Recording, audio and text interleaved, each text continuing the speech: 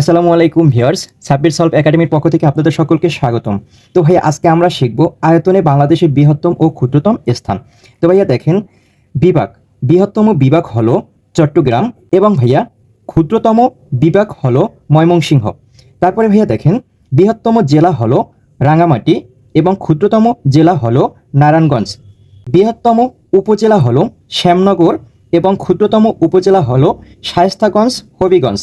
বৃহত্তম পৌরসভা হলো বগুড়া সদর এবং ক্ষুদ্রতম পৌরসভা হলো বানারীপাড়া বরিশাল।